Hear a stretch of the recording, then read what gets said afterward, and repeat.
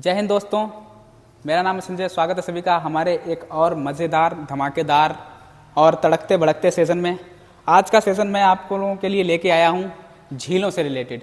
पहले हम लोगों ने सोचा था कि नदियाँ पढ़ाएं, लेकिन नदियों का हमने टॉपिक इसलिए थोड़ा सा साइड में कर दिया क्योंकि नदियों का जो टॉपिक है वो थोड़ा सा बड़ा टॉपिक है। नदियाँ जो हम पढ़ेंगे तो विस्तार से पढ़ेंगे और A to Z जो महत्वपूर्ण नदियाँ हैं भारत की उनको कवर करेंगे। झील ये छोटा सा टॉपिक है और स्टैटिक जीके में भी आता है, तो इसको मैंने सोचा कि कवर ही कर लेते हैं। उसके बाद में ही जो झील जब कवर हो जाएगी उसके बाद में फिर हम नदियाँ पढ़ेंगे और फिर जलप्रपात पढ़ लेंगे और बांध भी पढ़ लेंगे, क्योंकि झील जो है छोटा सा टॉपिक है, जल्दी से हो जाएगा। तो सभी लोग जुड़ जाइए हमारे साथ में और हम बढ़ते हैं आज के सेशन की तरफ। और आज का जो हमारा टॉपिक रहेगा वो होगा झील। तो झील के बारे में कुछ बताने की ज़्यादा ज़रूरत है नहीं, मैं यहाँ पर लिख देता हूँ भारत की झीलें। झीलें, भारत की झीलें। झीलों के बारे में हम बात करेंगे सबसे पहले कि झील होती क्या है। झील होती क्या है, तो झील की बात करें। झील झील झील हम किसे कहते हैं? झील झील किसे कहते हैं? जब कोई पानी, जैसे कि कहीं पानी भर जाए, जब कोई लैंड एरिया है, लैंड एरिया, लैंड एरिया यानी कोई भी जमीन, जमीनी क्षेत्र, यहाँ पर पानी भर जाए। पानी का मतलब समझ रहे हैं? जैसे कि यहाँ पर कोई ये जमीन है और यहाँ पर ये इसका थोड़ा सा हिस्सा है, हम मान के चलो यहाँ पर ये, यहाँ पर पानी भर जाए तालाब के टाइप का, और तीन तरफ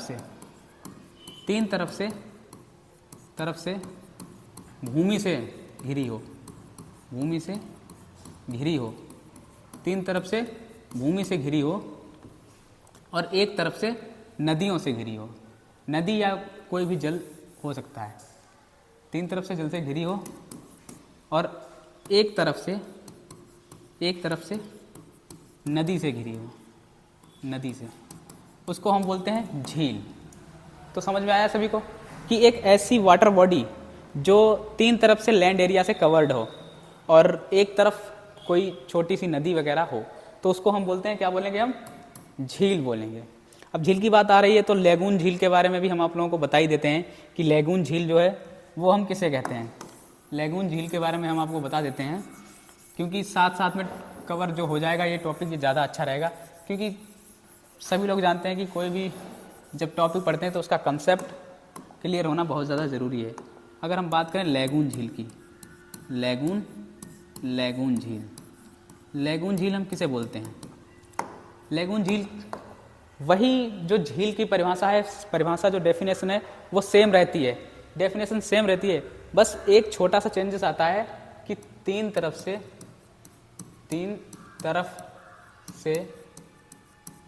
भूमि से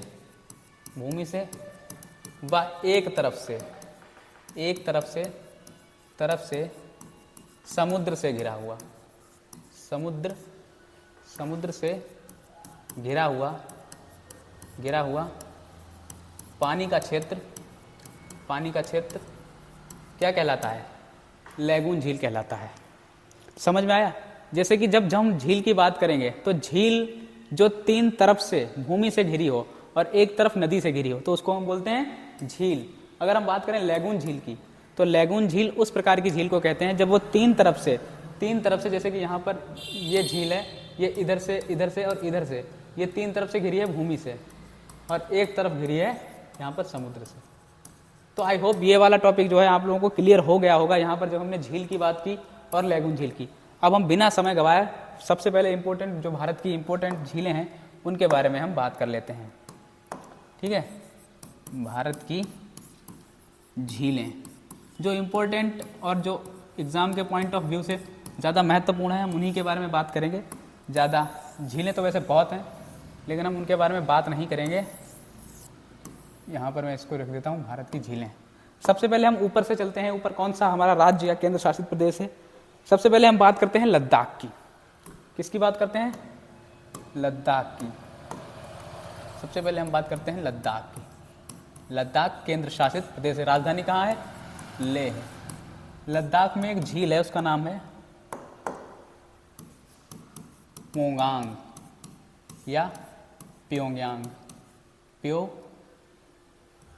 प्योंगयांग ये झील है। लद्दाख की झील कौन सी है? पोंगांग या प्योंगयांग। इस झील की खासियत यह है कि ये भारत प्लस चीन के मध्य स्थित है। चीन के मध्य स्थित है, भारत और चीन के मध्य स्थित है। जैसा कि मैं अगर आपको मैप में दिखाऊं तो यहाँ पर ये हो जाएगा हमारा लद्दाख और ये हो जाएगा चीन, तो ये यहाँ पर स्थित है, यहाँ पर। तो ये आधा इसका जो एरिया है वो भारत में लगता है और आधा जो है वो चीन में लगता है। बात करते हैं हम अगली जो झील के बारे में। तो लद्दाख में एक ही झील है, इंपॉर्टेंट यही पूछी जाती है।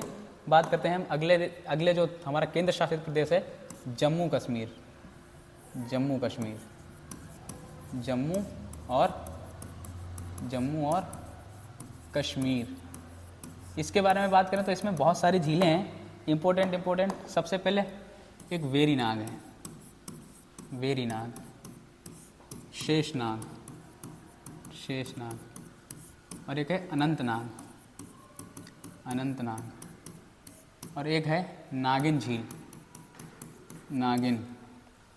उसके बाद में एक और है डल झील, एक और है उसके बाद में बुलर झील।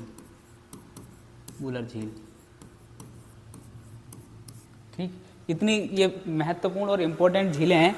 बात करें अगर हम शेषनाग, वेरीनाग, यहाँ पर ये जो झील है यहाँ से कौन सी नदी निकलती है? झेलम नदी निकलती है। और अगर हम बात करें यहाँ पर बुलर झील, ये जो बुलर झील है भारत की सबसे ज़्यादा मीठे पानी की झील है, सबसे बड़ी मीठे पानी की सबसे बड़ी झील,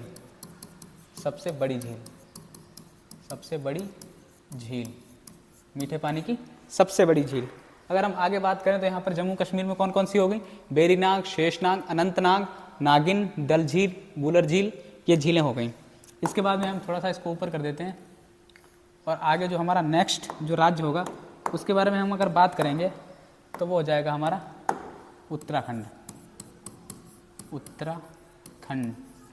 उत्तराखंड के बारे में अगर हम बात करेंगे तो उत्तराखंड में हो जाएगा सबसे पहले नैनीताल, उसके बाद में हो जाएगा सातताल, उसके बाद में हो जाएगा भीमताल, उसके बाद में हो जाएगा खुरपाताल,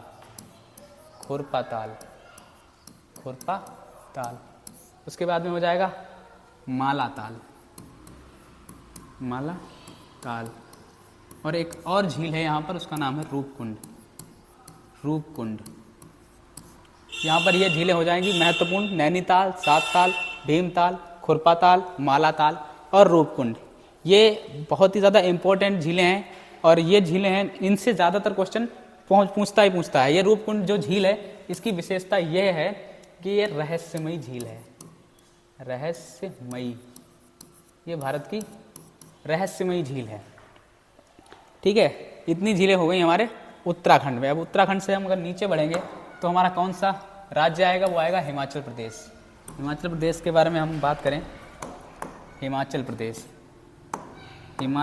की हम जो झीलों की बात करेंगे, हिमाचल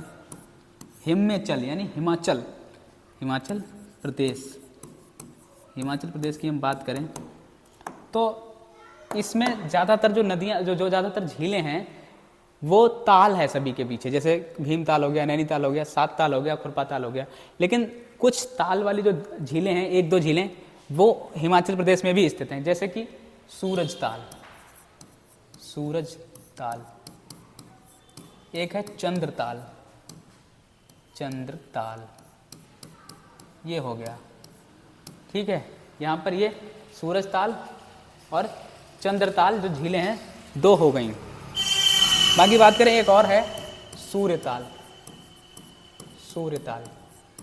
तो ये जो ताल हैं, इसका मतलब ये नहीं है कि आप सभी में ताल जिसमें देखें वहाँ पर उत्तराखंडी सीधे ठोक दें, ऐसा नहीं है। अगर आप देखेंगे तो थोड़ा सा अंतर आपको मिलेगा, सूक्ष्म सा थोड़ा सा अंतर मिलेगा आप लोगों को। वो होगा सूरज, यहाँ पर सूरज ताल इसको छोड़ देना है, उसके बाद में चंद्र ताल छोड़ देना है और उसके बाद में यहाँ पर सूर्य ताल छोड़ देना है। ये तीन छोड़ के बाकी जितने भी ताल हैं वो सब उत्तराखंड में ही हैं। अगर हम बात करें चंद्र से, तो चंद्र से आप यहाँ पर रिलेट कर सकते हैं कि हिमाचल प्रदेश में ही चंद्रा और भागा नदियाँ हैं। चंद्रा और भागा नदियाँ, जब यही जो दोनों नदियाँ हैं ये बड़ा लाचा ला में मिलती हैं आगे, तो कौन सी नदी बनती हुई है? हमारी चेनाब नदी बनती है। ठीक है, थोड़ा सा मतलब अगर लैंग्वेज में थोड़ी सी प्रॉब्लम हो जाए तो उसके लिए मैं क्षमा चाहता हूँ आप सभी से, क्योंकि आज ठंड कुछ ज़्यादा है तो इसकी वजह से यहाँ पर ठंड, ग्रामीण क्षेत्र में बहुत ज़्यादा ठंड है, बिल्कुल आवाज़ भी नहीं निकल रही है, इस हिसाब से आप लोग समझिए। लेकिन फिर भी हम आप लोगों के लिए हर समय एक क्लास जरूर, हर दिन एक क्लास जरूर आप लोगों के लिए यूट्यूब पे पढ़ता है, फ्री ऑफ कॉस्ट पढ़ता है। लेकिन बस आप लोगों से एक छोटी सी गुजारिश है, आप लोग चैनल को प्लीज़ सब्सक्राइब जरूर करें और हमारे वीडियो को लाइक जरूर करें। बात करें अगर हम अगले राज्य की, तो अगला राज्य वो हमारा हो जाएगा, इसको मैं हटा दूँ थोड़ा सा। अगले राज्य की अगर हम बात करें तो अगला राज्य हमारा कौन सा हो जाएगा? कौन से राज्य की हम बात करें? उत्तराखंड हो गया। अब हम बात कर लेते हैं उत्तर प्रदेश की। उत्तर प्रदेश क्या हो गया? उत्तर प्रदेश की अगर हम बात करें तो उत्तर प्रदेश में कौन कौन सी झीलें हैं? मेनली आप लोगों को 2 झीलें जो हैं उत्तर प्रदेश की याद करनी है। उत्तर प्रदेश 2 झीलें हैं वो याद करनी है, बहुत ज़्यादा इंपॉर्टेंट हैं एग्ज़ाम ओरिएंटेड से। बात करें तो सबसे पहली कौन सी झील है? फुलहर झील। फुलहर झील, इसी झील से उद्गम होता है गोमती नदी का, और ये कहाँ पर है? पीलीभीत में है। मैं यहाँ पर PBT लिख देता हूँ, पीलीभीत। ये ऐसा क्यों हो जाता है? PBT, पीलीभीत में है, उत्तर प्रदेश के पीलीभीत डिस्ट्रिक्ट में है, और यहीं से गोमती नदी का उद्गम स्थल है, यहीं से गोमती नदी निकलती है। बात करें, एक है गोविंद वल्लभ पंत। गोविंद वल्लभ पंत, गोविंद वल्लभ पंत, ये उत्तर प्रदेश के पहले मुख्यमंत्री थे, और ये सबसे बड़ी कृत्रिम झील है। सबसे बड़ी कृत्रिम झील है। कृत्रिम का मतलब समझ रहे हैं आप लोग? कृत्रिम का मतलब होता है कि मानव निर्मित, जो झील मानव ने बनाई है। यहाँ पर ये जितनी भी झीलें हैं ये सब प्राकृतिक तौर पर बनी हुई हैं, लेकिन जो मानव द्वारा बनाई गई झील है वो कृत्रिम है। उत्तर प्रदेश की 2 झीलें आपको मेन चीज़ याद रखनी है, फुलहर और गोविंद वल्लभ पंत। आगे का चलते हैं, अगला जो हमारा कौन सा स्टेट होगा? अगला स्टेट हम लिखते हैं यहाँ पर बिहार। बिहार अगला स्टेट हो जाएगा हमारा बिहार। आइए हमारे कभी बिहार में, ठीक है, अगला जो स्टेट हो जाएगा वो बिहार हो जाएगा। बिहार में एक झील है, काफ़ी इंपॉर्टेंट है, कांवर झील। कांवर झील, और बिहार में एक राष्ट्रीय उद्यान भी है, ठीक है, कांवर झील हो जाएगी। अगर हम बात करें आगे, तो आगे जो हमारा हो जाएगा नेक्स्ट जो हमारा राज्य हो जाएगा वो कौन सा राज्य होगा? एक सेकंड में देख लूँ कौन सा राज्य लिखना चाहिए हमें। तो अब हम बिहार हो गया हमारा, अब सिक्किम बचा है। सिक्किम में एक झील है, बहुत अच्छी झील है, उसकी आप लोगों को मैं विशेषता बताता हूँ। सिक्किम की राजधानी कहाँ है? गंगटोक। सिक्किम की जो झील है उसका नाम है चोलामू। क्या है? चोलामू झील है। इस झील की 2 विशेषताएं हैं। सबसे पहली, ये भारत की सर्वाधिक ऊंचाई पर स्थित झील है। सर्वाधिक ऊंचाई पर स्थित पूरे भारत में सर्वाधिक ऊंचाई पर स्थित झील है वो यही है। दूसरी विशेषता यह है, यहाँ से वितस्ता नदी निकलती है। वितस्ता नदी यहीं से निकलती है, जो पार्टीशन करती है बांग्लादेश और इंडिया का। बांग्लादेश और इंडिया का यहाँ पर ये जो विभाजन, मतलब ये नदी के तौर पर जो विभाजन है, उसमें हर समय छिड़ा रहता है विवाद, क्योंकि भारत वाले कहते हैं कि हमें इसमें ज़्यादा पानी चाहिए, और इसी प्रकार वो जो बांग्लादेश वाले हैं वो ये कहते हैं कि हमें ज़्यादा पानी चाहिए, तो विवाद बना रहता है। तो यहाँ पर ये मेन चीज़ है, 2 चीज़ों के लिए जानी जाती है। सबसे पहली, वितस्ता जो नदी है वो यहीं से निकलती है, और दूसरी चीज़ है भारत की सर्वाधिक ऊंचाई पर स्थित झील है। आगे चलते हैं, अगला स्टेट जो हमारा हो जाएगा, कवर कर लेते हैं हम थोड़ा सा जल्दी। अगला जो स्टेट हो जाएगा हमारा, कौन सा स्टेट है? अरुणाचल प्रदेश नहीं है, नागालैंड इतना इम्पोर्टेंट नहीं है, मणिपुर नहीं है, सिक्किम में चलते हैं। सिक्किम में सबसे पहले हम बात करते हैं सिक्किम। ये बार बार ये पेज क्यों खुल रहा है, इसको मैं हटा ही देता हूँ। सिक्किम में चलते हैं, तो सिक्किम से आगे चलते हैं, तो सिक्किम से आगे चलते हैं असम में चलते हैं। ओह सॉरी दोस्तों, असम में चलते हैं। असम में एक झील है, बहुत ही प्यारी झील है, उसका नाम है ढियोर। असम की जो झील है उसका नाम है ढियोर। ठीक है, यहाँ पर ये जो असम में जो झील है उसका नाम है ढियोर। आगे बात करते हैं मेघालय में। मेघालय की जब हम बात करेंगे तो मेघालय में एक झील है जिसका नाम है मेघालय। मेघालय, ये ला है, ध्यान रखना आप लोग। मेघालय में जो झील है उसका नाम है उमियम झील। उमियम झील, मेघालय की जो झील है उसका नाम है उमियम झील। फटाफट से हम आगे चलते हैं। अगला जो हमारा राज्य होगा उसके बारे में हम बात कर लेते हैं। अगला जो हमारा राज्य होगा वो होगा मणिपुर। मणिपुर की जो झील है उसका नाम है लोकटक झील। लोकटक झील, इसकी दो विशेषताएं हैं मेन, कि ये पूर्वोत्तर की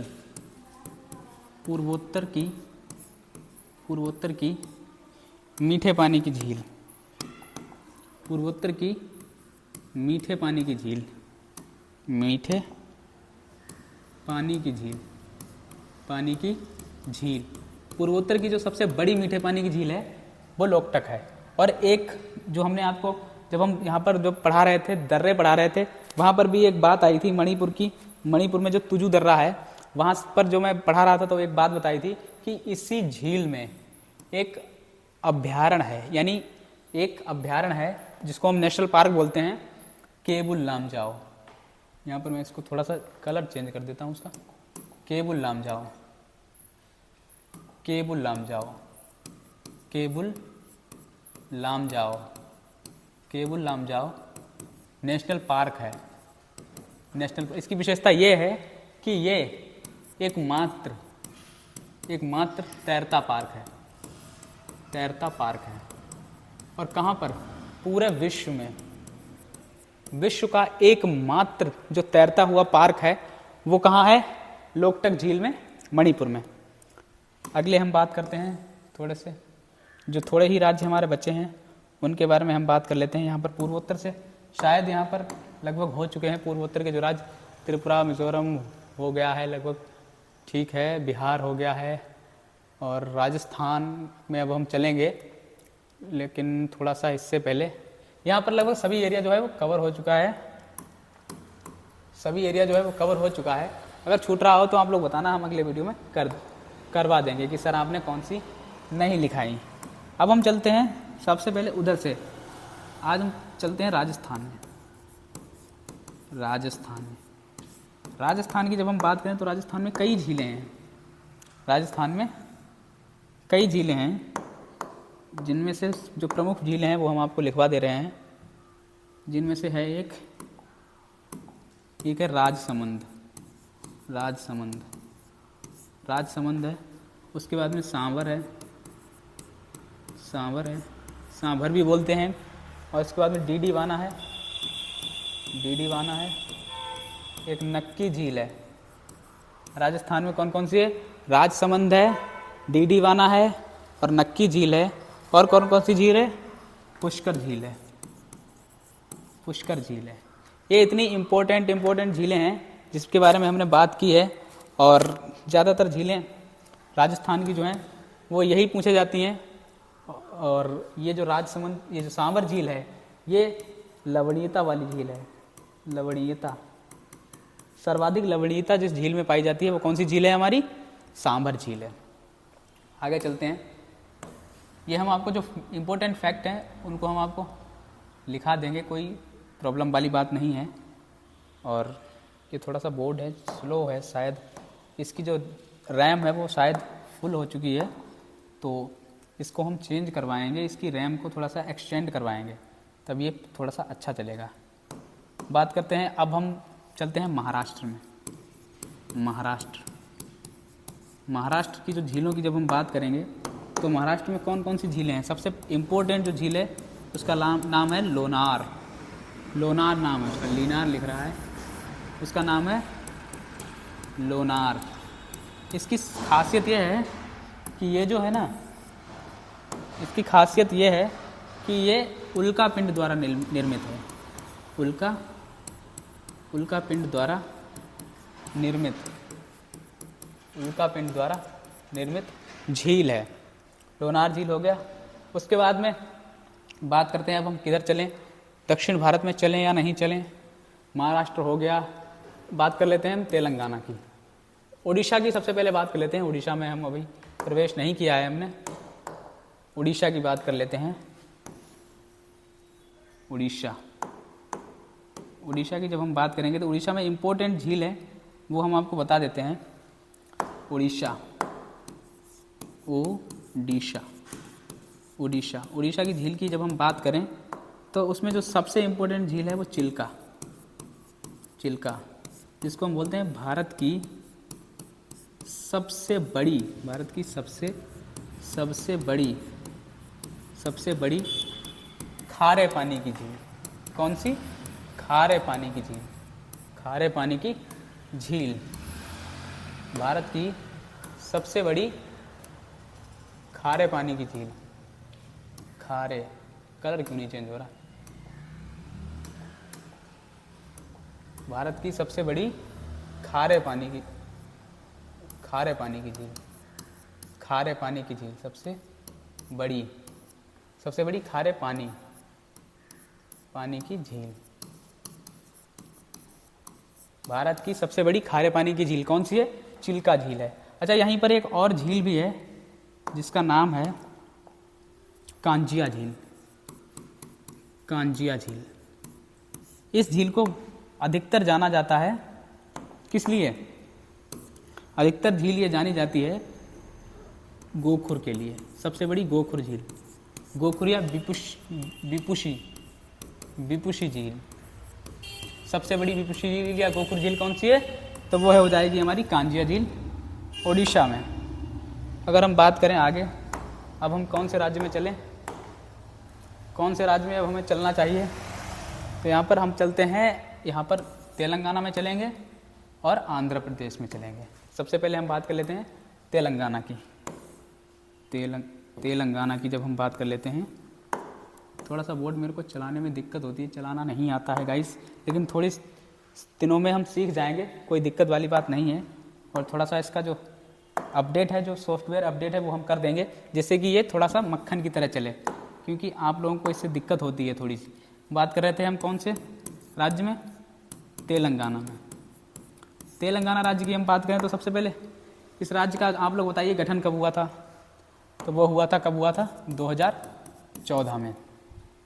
तेलंगाना झील की एक झील है हुसैन सागर, हुसैन सागर, और एक है नागार्जुन सागर, नागार्जुन सागर। ये दो झीलें हैं, बहुत ज़्यादा इम्पोर्टेंट हैं, नागार्जुन सागर और हुसैन सागर। ये दो झीलें बहुत ज़्यादा इम्पोर्टेंट हैं। अगर हम बात करें इसके आगे तो हम बात कर रहे हैं आंध्र प्रदेश की। आंध्र प्रदेश की जब हम बात करेंगे तो आंध्र प्रदेश की जो इम्पोर्टेंट झीलें हैं, आंध्र प्रदेश, इसकी जो इम्पोर्टेंट झीलें हैं, दो झीलें हैं बहुत ज़्यादा इम्पोर्टेंट हैं। एक है कोलेरू झील, और एक हो जाएगी पुलिकट झील। कोलेरू झील, एक हो जाएगी पुलिकट। याद रखना, ये पुलिकट जो है ये तमिलनाडु प्लस आंध्र प्रदेश की सीमा पर स्थित है, और लगभग इसका जो लगभग 80% जो भाग है वो कहाँ पर है? तमिलनाडु पर है। तो इसलिए ये मेनली तमिलनाडु में ही बोली जाती है, लेकिन आंध्र प्रदेश में भी इसका कुछ हिस्सा थोड़ा सा लगता है, तो इसलिए हम इसको देख लेते हैं। बात करें तमिलनाडु की तो हमने तमिलनाडु के बारे में आपको बताया ही है। तमिलनाडु फिर भी हम लिख लेते हैं। तमिलनाडु कौन सी झील है? अभी बताइए कौन सी झील है? पुलिकट। और यहाँ पर भी आप लोग लिख लीजिए कि तमिलनाडु प्लस आंध्र प्रदेश, यानी 80-20 का जो रेशियो है, ये इनका रेशियो है। बात करते हैं एवं एक और जो राज्य हमारा बचा हुआ है वो केरल बचा हुआ है। उसके बाद में फिर हम थोड़े से फैक्ट जानेंगे और बस हमारा जो टॉपिक है वो क्लियर हो जाएगा। राज्य बचा हुआ है केरल राज्य की जब हम बात करें तो यहाँ पर केरल में एक पेरियार झील है। उसके बाद में एक अष्टमुड़ी है, अष्टमुड़ी। अरे ये पूरा ही क्लीन हो गया। अष्टमुडी, अष्टमुडी झील है। उसके बाद में एक और झील है, उसका नाम है वेम्बनाड, वेम्बनाड। ये 3 जो झीलें हैं वो काफ़ी ज़्यादा इम्पोर्टेंट हैं। अरे यार ये क्यों बार बार हो जाता है। वेम्बनाड, ये 3 झीलें हैं केरल की, बहुत ज़्यादा इम्पोर्टेंट हैं। बात करें अगर लगभग सभी जो झीलें हैं वो हो चुकी हैं। अगर हम बात करें तो गुजरात में एक झील थी पहले, अभी पता नहीं वो है कि नहीं है, क्योंकि वो उस टाइम पर गुप्त काल में थी, लेकिन अभी पता नहीं वो है या नहीं है, पूरा आइडिया मेरे पास नहीं है। जो हमारी जो गुप्तकालीन, जो गुप्त काल में जो स्कंदगुप्त जो थे गुप्त शासक, उन्होंने उसका जीर्णोद्धार कराया था गुजरात में। उस झील का नाम था, कौन सा झील का नाम था, क्या नाम था झील का बताइए? सुदर्शन झील, सुदर्शन झील।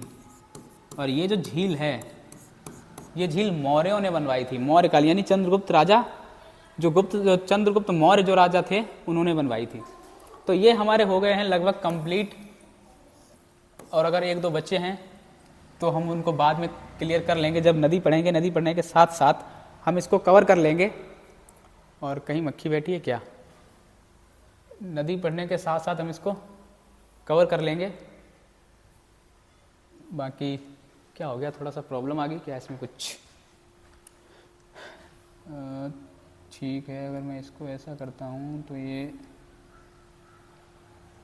ठीक है, थोड़ी सी प्रॉब्लम आ गई, कोई बात नहीं दोस्तों। यहाँ तक लगभग हमने सभी जो झीलें हैं वो आपको पढ़ा दी हैं, और हम इसको एक बार रिफ्रेश कर देंगे तो ये सही हो जाएगा। और जब अब बात आ रही है फैक्ट की, कुछ फैक्ट हैं इससे जुड़े जो एग्ज़ाम के पॉइंट ऑफ व्यू से बहुत ज़्यादा इंपॉर्टेंट हैं, उनको आप लोग ज़रूर लिख लीजिए। यहीं से क्वेश्चन अधिकतर पूछे जाते हैं। तो हम नया पेज ले लेते हैं। कुछ इम्पोर्टेंट फैक्ट्स, फैक्ट्स किस पर? लेक पर, यानी झीलों पर। कुछ जो इम्पोर्टेंट फैक्ट हैं वो हम उनकी अगर हम बात करें, जो इम्पोर्टेंट फैक्ट हैं उनकी बात कर लेते हैं। ठीक है, ये बहुत ज़्यादा इम्पोर्टेंट हैं, इनको आप लोग ज़रूर लिखिए। फैक्ट नंबर 1 की हम जब बात करें तो ये हो जाएगा हमारा, ये जो फैक्ट हो जाएगा ये हो जाएगा कि भारत की सबसे बड़ी, भारत की सबसे बड़ी, ये हमने आपको तब भी बताया था जब हम पढ़ा रहे थे नदियाँ, वो झीलें। तो सबसे बड़ी मीठे पानी की झील, मीठे पानी की झील तो कौन सी हो जाएगी? अभी बताया हमने आप लोगों को, कौन सी झील बताई? बुलर झील, बुलर झील।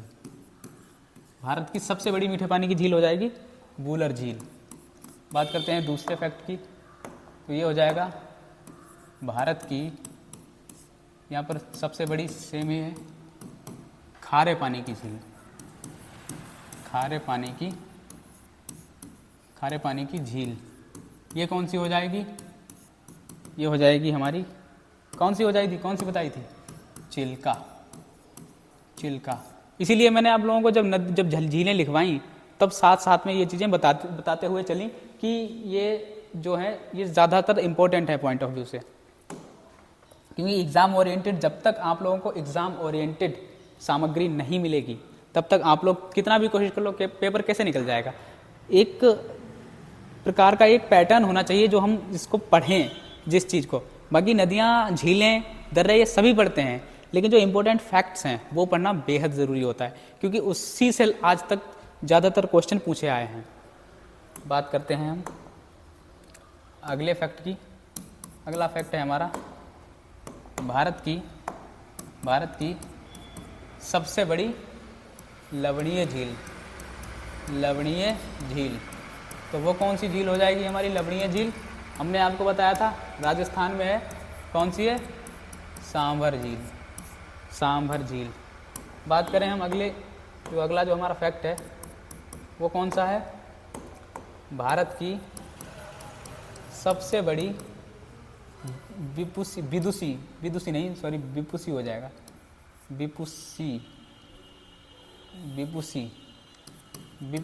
विपुसी या इसी को बोलते हैं गोखुर, गोखुर झील। इस झील का क्या नाम है? सबसे बड़ी विपुसी या गोखुर झील बताया था हमने आपको। बताइए कौन सी झील है? कांजिया। कहाँ है ये? अभी पढ़ाया था थोड़ी देर पहले। कहाँ है? उड़ीसा में है, उड़ीसा में। उड़ीसा, इसका नाम का थोड़ा सा सिस्टम अलग रहता है, ये नाम वाम क्या, पहले उड़ीसा था अब उड़ीसा हो गया है। फिलहाल उससे हमें कोई लेना देना नहीं है, हम लोग झीलें पढ़ रहे हैं तो झीलें पढ़ते हैं। तो अब जो हमारा आता है नेक्स्ट, भारत। भारत की सबसे बड़ी कौन सी झील बची है? अभी हमने लिखाई थी आपको, रहस्यमयी झील। रहस्य, सबसे बड़ी का मतलब यही है कि भारत की रहस्यमयी झील है सबसे बड़ी, ये छोटी नहीं है वो। रहस्यमयी झील कौन सी झील है? वो पढ़ाया था स्टार्टिंग में जब उत्तराखंड की झीलें पढ़ा रहे थे हम। कौन सी झील है? रूपकुंड। रूपकुंड झील कहाँ पर है? यूके में है, यानी उत्तराखंड में है।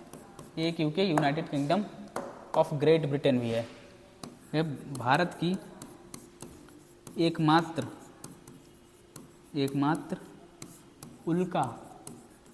उल्का पिंड द्वारा निर्मित झील। उल्का पिंड से निर्मित झील कौन सी हो जाएगी?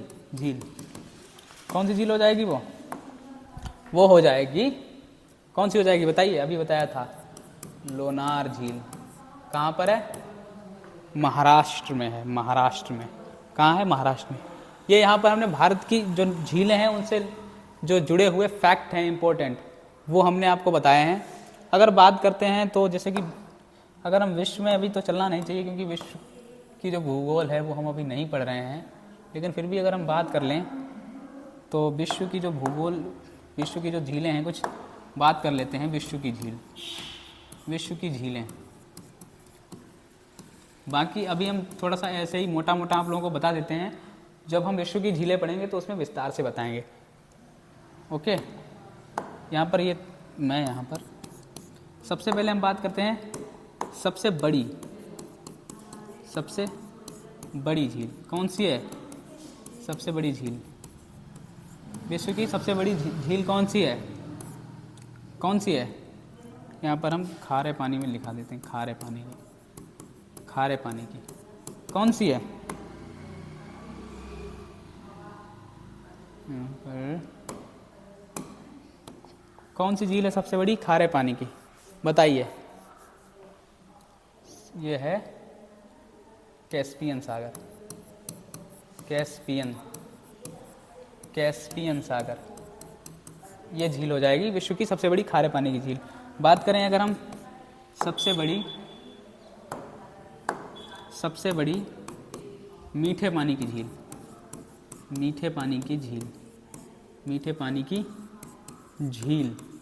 ये कौन सी हो जाएगी?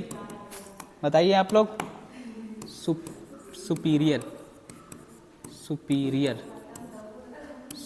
झील ये हो जाएगी मीठे पानी की सबसे बड़ी झील।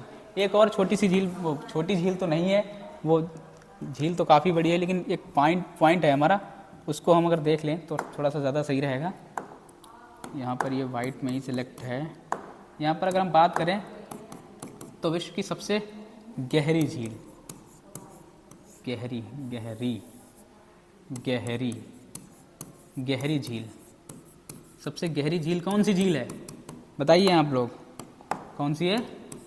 बैकाल झील।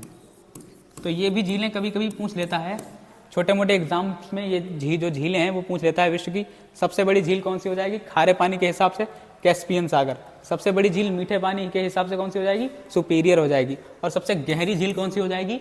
बैकाल झील हो जाएगी। तो आई होप आप लोगों को यहाँ तक सारी जो चीज़ें हैं वो क्लियर हो गई होंगी।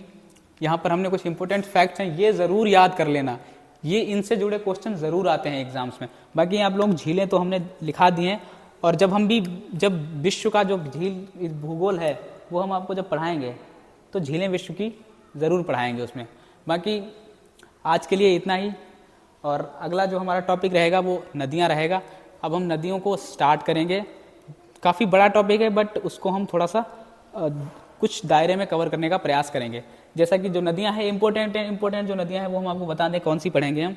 नदी है जैसे सबसे इम्पोर्टेंट है सिंधु व सहायक इसकी, सिंधु व सहायक, इनको पढ़ना है। उसके बाद में हमें गंगा पढ़ना है, उसके बाद में यमुना पढ़ना है, उसके गंगा की सहायक भी पढ़नी है, ज़्यादा नहीं पढ़नी है, बस थोड़ी सी, मतलब जैसे जो एनटीपीसी और जीडी से रिलेटेड हो। उसके बाद में हमें ब्रह्मपुत्र पढ़ना है, ब्रह्मपुत्र, ठीक। और उसके बाद में हमें क्या पढ़ना है, ये होगी सिंधु हो गई, ये हो गई, इसकी सहायक होंगी। उसके बाद में हमें दक्षिण भारत की नदियाँ पढ़नी, जैसे गोदावरी हो गई, गोदावरी हो गई, महानदी हो गई, महानदी हो गई, कावेरी हो गई, कृष्णा हो गई। ये कुछ नदियाँ हैं, पेरियार वगैरह कुछ जो ये जो नदियाँ हैं वो हम पढ़ेंगे अगले वीडियो में। तो आज के लिए इतना ही, और ज़्यादातर आप लोग पढ़ते रहिए और इन सब चीज़ों पर ध्यान देते रहिए, क्योंकि छोटी छोटी सी जो गलतियाँ होती हैं वो एग्ज़ाम में हमें बाद में फिर अफसोस करने से कुछ नहीं मिलता है। तो जितनी भी जो मैंने टॉपिक्स हैं जो क्लियर करवाए हैं आप लोगों को, वो सभी आप लोग थोड़े से ध्यान से पढ़ना, और जो फैक्ट्स हमने लिखाए हैं वो उनको ज़रूर ध्यान से पढ़ के जाया करो। एग्ज़ाम में क्या होता है कि प्रेशर इतना रहता है कि हम सारी चीज़ें दिमाग में नहीं संतुलित कर पाते हैं, सारी चीज़ें जो हैं वो नहीं याद हो पाती हैं। तो कुछ चीज़ें जो फैक्ट होते हैं वो आप ज़रूर पढ़िए, और वो जो फैक्ट हैं उनको आप लोग ज़रूर याद कीजिए। बाकी मैं मिलता हूँ आपको इसकी नेक्स्ट सेशन में, तब तक के लिए जय हिंद, जय भारत, वंदे मातरम।